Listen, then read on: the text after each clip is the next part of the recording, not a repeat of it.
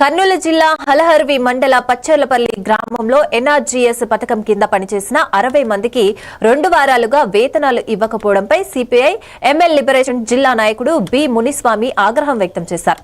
ఒక్కరోజు వేతనం మాత్రమే ఇవ్వటం అన్యాయమంటూ బాధితులతో సమావేశం నిర్వహించారు. అధికారులు నిర్లక్ష్యంగా వ్యవహరిస్తే సస్పెండ్ చేయాలని కలెక్టరేట్ ఎదుట ఉద్యమం చేస్తామని హెచ్చరించారు.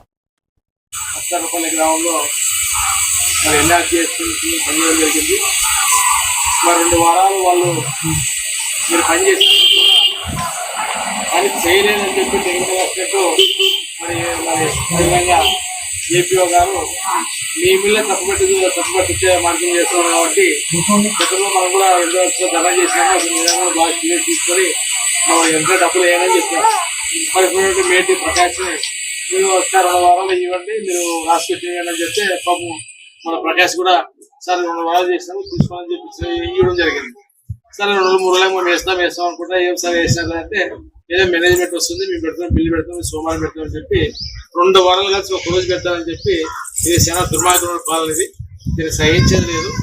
దాంతో ఏమంటే మీరు పని చేయలేదని చెప్పి మీ మీద కూడా ఆరోపణ చేశారు. వాళ్ళు పని చేయకున్నప్పుడు సార్ వాళ్ళు పని అయితే చేయలేదు.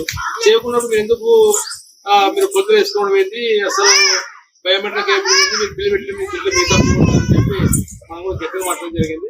మీరంతా రేపు సోమవారం అందరూ కూడా మీరు ఇంతమంది కావట్లేదు, ఒక 60 మంది కానీ 70 మంది కానీ మరి మీరంతా వస్తే మన ప్రకాశ్ మరి స్పందనలో మరి ఆలయ మండలంలో ఒక పెద్ద ధర్నా చేసి ఒక రస్తా రోజు చేసి మరి అందులో పరిష్కారం కాకపోతే మనం నెక్స్ట్ భవిష్యత్తు జిల్లా కలెక్టర్ ఆఫీస్ కూడా తీసుకొని పోయి ఉద్యమాలు చేయడం కూడా మనకు ఉపయోగపడుతుంది.